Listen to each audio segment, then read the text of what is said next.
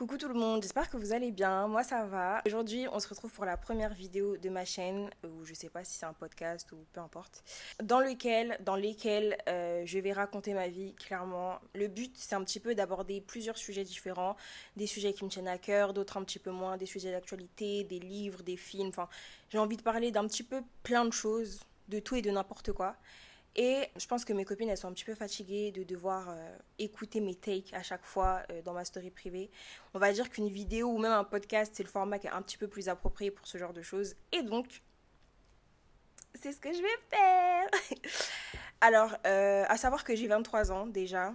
Je suis étudiante et je m'appelle Betsabe. Voilà, on va dire que c'est les choses à savoir sur moi, les plus grandes choses à savoir sur moi. Alors, le premier sujet que j'ai vraiment envie d'aborder, c'est la confiance en soi. Alors, c'est un sujet qui est assez basique, je sais, mais j'ai quand même envie d'en parler parce que j'ai aussi une take à ce sujet et elle sera assez basique finalement. Déjà, je vais vous parler de mon rapport avec la confiance en soi. Il faut savoir que je suis une fille. Quand j'étais petite, je pense que je ne manquais pas de confiance en moi. Et je pense qu'il y a beaucoup de personnes à qui ça fait ça parce que on est petit et on n'a pas forcément en tête toutes les pressions sociales, les normes sociales, enfin toutes ces choses-là en fait qui commencent à nous fatiguer quand on rentre un petit peu plus dans l'adolescence ou même dans l'âge adulte, etc., etc. Et donc, j'avais pas forcément de problème avec ma confiance en moi.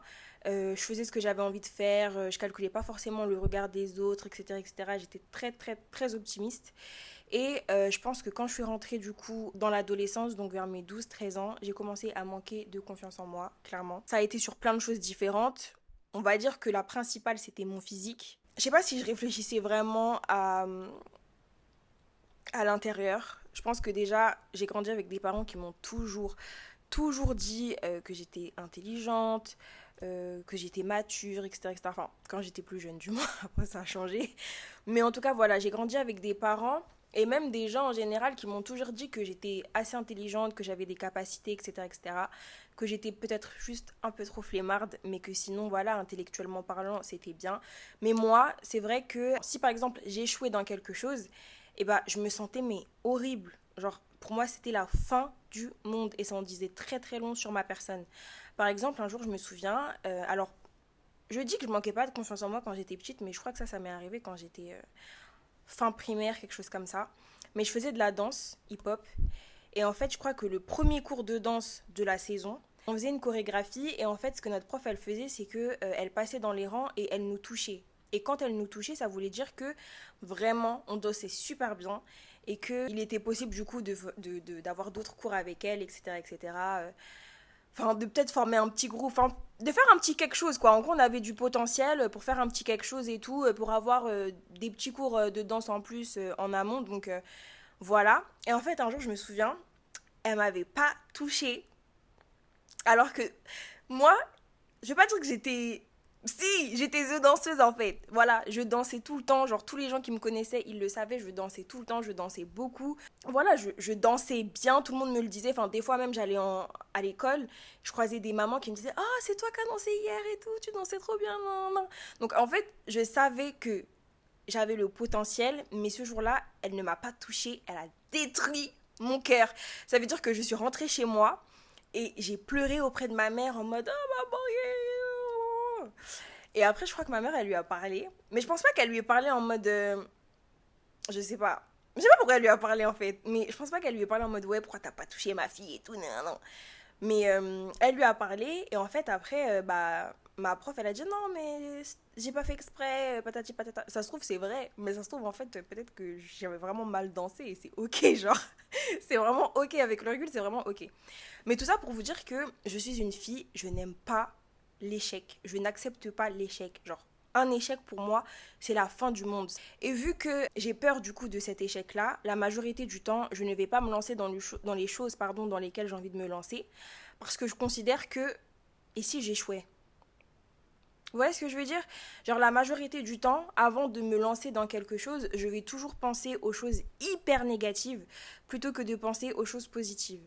Et ça, pour moi, c'est quelque part un manque de confiance en soi. Je pense que le fait de tout le temps redouter quelque chose de nouveau, de se dire: Ah, je sais pas si je vais y arriver, d'avoir peur. Enfin, Aujourd'hui, c'est différent. Il y a par exemple des choses que je fais beaucoup qui peuvent me stresser, mais on va dire que comme je connais ces choses-là, et ben je stresse, mais je me dis pas putain, je suis une merde ou je vais pas y arriver ou je sais pas quoi.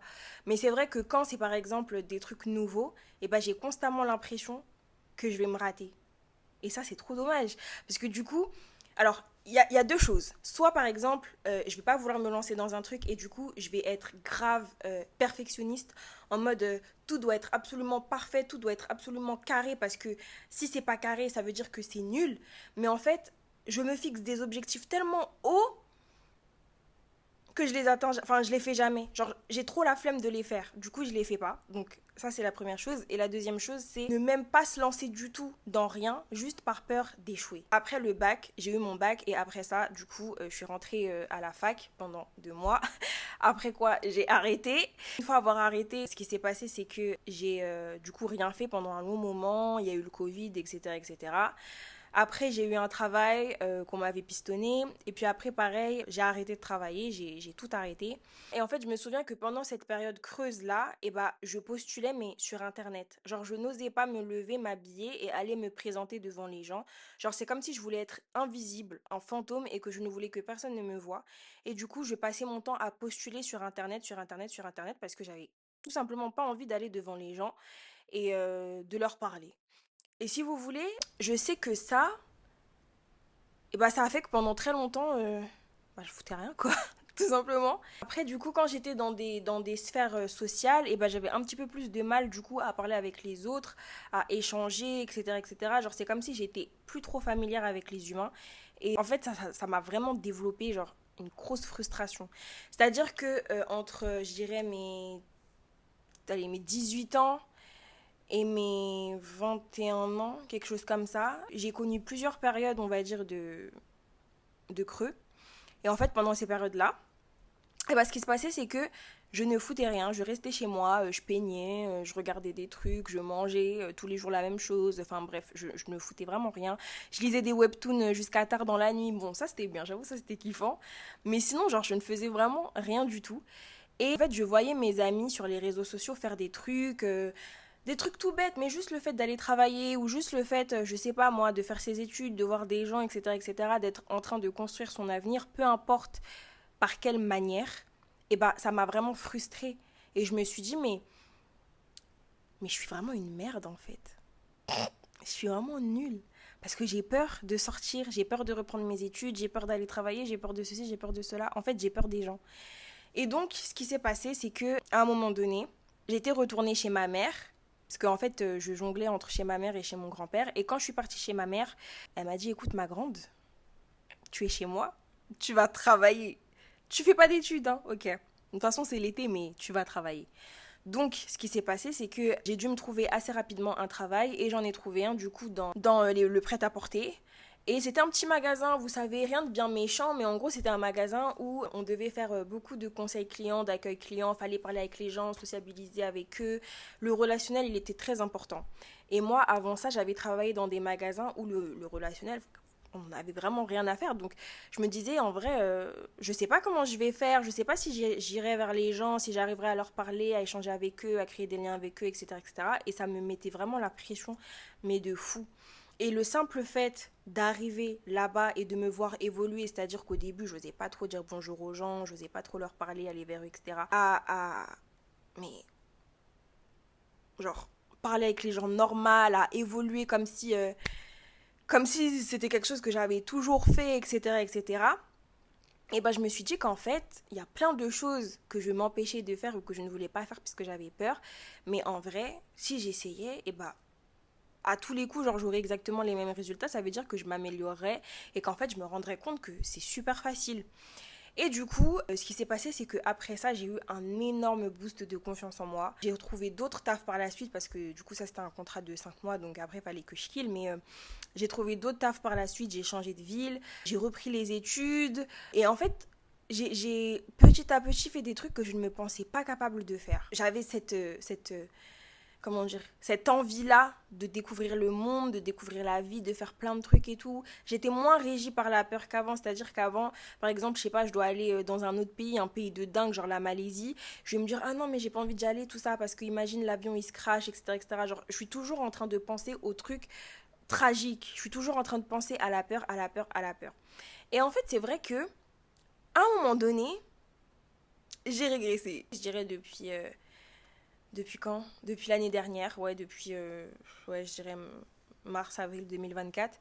En fait, ma confiance en moi, elle a un petit peu baissé. Et je pense qu'il y a plusieurs facteurs. Je pense que dans un premier temps, je me suis mise avec un garçon. Et si vous voulez, quand je me suis mise avec le garçon, je me suis rendu compte que, en fait, je me sentais pas en sécurité. Et je me suis dit, mais si tu te sens autant peu en sécurité, ça veut dire qu'en vrai, ta confiance en toi, elle n'est pas encore bien établie. Et du coup, je sais pas, ça m'a mis un coup.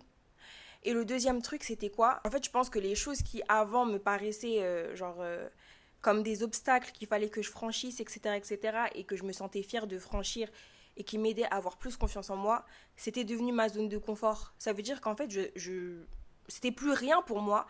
C'était mon quotidien, mon habitude, et du coup, bah, il fallait en fait que je trouve un autre truc pour me challenger encore. Vous voyez ce que je veux dire? Et du coup, ce qui s'est passé, c'est que pendant hyper longtemps, je me suis sentie super mal. Et je peux pas vous dire que ça a changé et qu'aujourd'hui je me sens super bien parce que je sais pas encore. Mais je me suis sentie super mal pendant longtemps. Et c'est vrai que la première année que j'ai eue à la fac, et bah incroyable. Genre, j'ai vraiment eu de très bonnes notes, voilà, mentions, etc., etc. Et en fait, dites-vous que là, j'ai tellement régressé. J'étais pratiquement tout le temps absente, je voulais pas venir en cours, enfin, j'avais jamais envie, j'avais jamais la motivation, je dormais beaucoup, j'étais super fatiguée. Enfin, en fait, je me sentais vraiment plus trop dans mon assiette. Alors que moi, je considérais que normalement, je devais être intelligente, chargée en bas. Je devais vraiment faire tout ce que j'avais à faire. Je devais être belle, ok. Je devais être genre aussi genre très instruite. Il fallait que voilà, je travaille bien, que je sois sérieuse à l'école, etc., etc., que je rende mes parents fiers, etc., etc. Et je vais pas vous mentir, cette année, j'ai fait des trucs. Hein. Je vous dis ça, mais j'ai fait des trucs. Ça veut dire que là, genre, j'habite toute seule et tout. Enfin, j'ai quand même franchi des petites étapes encore en bien. Mais c'est vrai que malgré tout, eh ben, je me suis sentie mal parce que il y a des points sur lesquels j'ai vraiment régressé et je me suis rendu compte en vrai que bah ma confiance en moi, elle s'était pas encore établie. Et en fait, j'ai réalisé, je pense, qu'il fallait vraiment que je vois ça comme un processus et qu'il fallait vraiment ouais d'accord, qu'au fur et à mesure, que je vois pas ça comme un état genre stable, mais que je vois plutôt ça comme quelque chose qui bouge, qui bouge, qui bouge, qui évolue, qui régresse, etc., etc. Et que du coup, il fallait que je fasse un travail constant sur ça et que je ne me repose, du moins sur ça, jamais. Donc, voilà, il y a cette dimension-là d'un côté et de l'autre, il y a du coup, bah, le fait de ne jamais vraiment faire confiance en son jugement. Et en fait, c'est ça, précisément, que je me reproche. C'est qu'il y a énormément de fois dans ma vie où j'ai eu des soupçons, et pas forcément relationnels, on parle pas forcément des relations amoureuses ou je ne sais quoi, mais il y a plein de choses dans ma vie qui ont suscité mon intention et pour lesquelles je me suis dit, genre, bizarre. Et en fait, plutôt que de m'écouter, je me suis gaslight, c'est-à-dire que je me suis auto-convaincue que ce que je disais c'était faux ou que ce que je pensais c'était faux, alors qu'au final, bah non, ça l'était pas. Et vous savez, ça me fait penser à quoi? Je sais plus qui a dit ça exactement, mais en gros, je crois qu'un jour, j'ai vu une fille témoigner et elle parlait de son copain, comme quoi il l'avait trompée. Et en fait, quand elle a su que son copain, il l'avait trompée, elle était super soulagée parce qu'en fait, elle s'est dit, mais je savais, je ne suis pas folle, je savais. Et en fait, je trouve que c'est dingue que parfois, on ne se fasse pas confiance. Genre, on ne se fait pas confiance. Moi, je sais qu'il y a plein de trucs et comme je vous ai dit, sans parler de relationnel, mais par exemple en cours, des fois, je sais pas, je suis en cours, le prof il va poser une question, je connais la réponse, et plutôt que de parler, parce que je suis timide et parce que j'ai pas confiance et je me dis non, c'est sûr que c'est pas ça, et bah je vais pas lever la main, genre je vais pas participer, je vais rester là, assise, muette, dans mon coin, et je vais écouter tous les autres imbéciles là. Non, je rigole, mais vous voyez ce que je veux dire? En gros, je vais pas parler. Et si vous voulez, je trouve que c'est dommage parce que ça, bah bon, ça freine pour des petits trucs un petit peu idiots comme ça. Mais en résultat, ça freine aussi dans toutes les belles choses que tu peux vouloir faire dans ta vie. Je sais pas, si t'aimes le théâtre par exemple et que t'oses pas faire du théâtre. Je sais pas, t'as envie de faire un truc tout con, genre t'as envie de faire de la natation ou de la danse ou peu importe, t'as envie de faire un sport, quelque chose comme ça, ou t'as envie de beaucoup voyager, tu vas pas le faire parce que t'as pas confiance en toi. Enfin, vous voyez ce que je veux dire? Genre pour moi, en fait, le fait de manquer de confiance en soi et de ne pas savoir, je dirais, se réguler à ce niveau-là, et ben ça ferait que tu vas vraiment euh, genre manquer plein d'occasions dans ta vie de faire des trucs de fou. Et moi, je sais que en fait, ça m'avait tellement frustrée de voir mon entourage évoluer, faire sa vie, etc., que je m'étais dit, mais Betsabe, là, c'est fini. Tu peux plus laisser les gens vivre et toi, tu vis pas. Il faut que tu vives, en fait. Il faut que tu vives avec eux. Et donc, cette mentalité-là, genre, je l'ai toujours, je le sais, mais en pratique, c'est un petit peu plus compliqué parce que j'ai vraiment perdu cette envie, en fait, de découvrir de nouvelles choses et cette conquête de la confiance en soi. Vous voyez ce que je veux dire? Je l'ai vraiment perdu et ça me saoule. Après, il y a une autre dimension aussi, pour moi, c'est que quand t'es une femme, c'est un petit peu compliqué d'avoir confiance en toi, dans le sens où, en fait, on te fait très vite comprendre dans cette société que t'as un rôle à jouer. C'est-à-dire que si par exemple, voilà, t'es une femme et t'as envie de devenir présidente, tu risques de galérer, tu risques de beaucoup plus galérer que tes homologues masculins.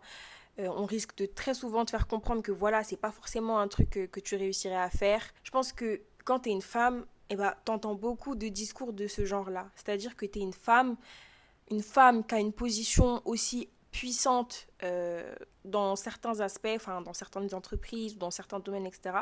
Ça se voit pas trop, donc tu risques de pas trop y arriver. C'est difficile d'être une femme et, euh, et d'avoir certaines ambitions parce qu'en gros, si tes ambitions, elles dépassent le cadre de ton rôle de femme ou de ce qu'on pense devrait t'être attribué, et bah tout de suite tu vas te prendre des obstacles, tu vas te prendre des regards, des remarques, de la misogynie, tout simplement. Donc il y a ça, puis il y a aussi cette énorme pression quant au corps. Je sais que bah, un jour j'avais une discussion comme ça avec une copine à moi, enfin une copine à moi, elle a dit un truc très intéressant. Elle a dit que pour elle, genre toutes les femmes, elles ont eu au moins une fois des TCA. Et en fait, je suis tellement d'accord avec elle sur ça parce que rien qu'en voyant par exemple les femmes de mon entourage, en voyant ma maman, ou même moi, genre sans incriminer personne, genre même moi, euh, genre je sais que j'ai des comportements alimentaires qui sont énormément problématiques. Le fait de s'affamer, c'est quelque chose de très courant chez moi. Rien que ce matin, en fait, j'ai cru que j'allais m'évanouir puisque je m'affamais depuis ces derniers jours. Donc, en fait, c'est pour vous dire que, voilà, en fait, quand t'es une femme, je pense que la société, elle te fait vraiment comprendre que tu dois rentrer dans un moule et que tu dois être comme ci, que tu dois être comme ça. Et c'est tout. Et je dis pas que les hommes, ils ont pas ce truc-là. Les hommes, ils l'ont aussi, c'est clair. Mais à la base, ça reste quand même une société patriarcale. Ça veut dire que dans tous les cas, ils seront avantagés par rapport à nous. Quand tu es une fille et que tu es dans cette société et que à un moment donné, tu commences à sentir que tu sors du moule, de l'image parfaite, de l'idéal féminin de cette société, assez rapidement, tu vas avoir l'impression de ne pas être assez. Au secours. Et après, je sais qu'un jour, pour sûr, j'aurai des enfants, probablement des filles. Et du coup, en étant consciente de toutes ces choses-là, je pense que je pourrais vraiment mieux leur parler et mieux aborder certains sujets avec elles comme cela. Parce que on va pas se mentir, d'un autre côté, j'ai la sensation aussi que il y a beaucoup de femmes de l'ancienne génération ou des anciennes générations qui vont pas forcément avoir la même mentalité que nous aujourd'hui à l'heure actuelle et qui des fois vont un peu avoir un comportement de misogynie intériorisée. Voilà, j'aurais dit pick me même. Voilà, un petit comportement de pick me. Enfin voilà, c'est un petit peu une balle contre son camp au final. Et moi personnellement, j'ose espérer que pour les générations à venir, je ne serai pas ce genre de personne parce que je pense qu'en tant que femme, en fait, on souffre toutes à différentes échelles. Même en étant dans le moule, dans le cadre de la société, et bah tu souffres. Mais en fait, t'es une femme, ça veut dire que à partir de là, tu dois vraiment juste serrer les dents et avancer. Donc voilà. Pareil, des fois, tu vas sur Twitter, il Il y a des filles qui vont se trouver trop belles, qui vont se donner du gaz à elles-mêmes, qui vont se dire ah je suis trop ceci, je suis trop cela. Et en fait tu vas avoir des hommes les attaquer, les descendre, les bully, juste parce qu'elles s'aiment et qu'elles s'apprécient. Il y a des hommes qui vont dire non mais crois pas que t'es une bête de meuf ou je sais pas quoi. Enfin, genre quelle est l'utilité de dire ça aux humains? Genre vraiment quelle est l'utilité de dire ça aux humains? À partir du moment où tu rentres pas dans les critères de beauté, et parfois même en rentrant dans les critères de beauté, tu vas poster une photo de ta tête, tu vas te complimenter, tu vas dire que t'es belle et j'en passe. Il y a des gens qui vont commenter, qui vont t'attaquer, qui vont dire que t'es pas belle, qui vont dire mais pour qui tu te prends, ceci, cela, enfin que des trucs de dingue en fait. Et je me dis mais pourquoi est-ce que avoir confiance en soi c'est tellement dérangeant? Ça veut dire que parce que toi tu penses que je suis moche, je dois me trouver moche. Genre allô. Allô, c'est vraiment une dinguerie. Je vais vous donner en tout cas des petits tips pour que vous ayez confiance en vous. Alors attention, je ne suis pas un gourou de ça parce que clairement moi-même je suis un travail en construction. Mais je pense que pour avoir confiance en soi, il faut vraiment savoir sortir de sa zone de confort, prendre des risques, faire des choses qu'on n'a pas l'habitude de faire, des choses qui nous font peur. En fait, je pense que vraiment le mojo c'est prendre des risques, prendre des risques, prendre des risques. Parce que quand tu prends des risques et quand tu fais des choses que tu as peur de faire, clairement, même si tu réussis pas, au moins tu te dis que tu as essayé, que tu as été courageux, courageuse et du coup ça te booste. Et surtout, je pense que quand tu réussis, en fait, tu as tellement confiance en toi, genre sur le moment tu te dis putain mais je peux vraiment tout réussir, genre je suis trop forte, genre je suis cette meuf, je suis ce gars, genre vraiment. Donc voilà. En fait, je vous dis ça à vous, mais je me dis aussi ça à moi. Voilà, je me regarde, je me dis aussi ça à moi. Je pense qu'il faut vraiment pas lâcher, il faut pas partir du principe que voilà, la confiance en soi c'est quelque chose d'acquis comme ça d'un coup. Après, il faut pas non plus diaboliser le truc et noir sur le tableau, c'est-à-dire que je pense que c'est un peu normal de pas avoir confiance en soi sur tout et pour tout. Mais d'un autre côté, voilà, je pense que malgré tout, il faut savoir faire la part des choses, savoir reconnaître peut-être qu'on manque de confiance en soi sans pour autant tomber dans ces travers-là, tomber dans ces vices-là, parce qu'en fait, à partir du moment où ça nous arrive, c'est foutu. Genre c'est vraiment foutu, on vit plus, on fait plus rien. Enfin bref, c'était tout pour moi. J'espère que j'ai pas trop parlé, mais je sais que si. Sorry. Voilà, je vous souhaite une bonne soirée et je vous dis à bientôt. Bisous.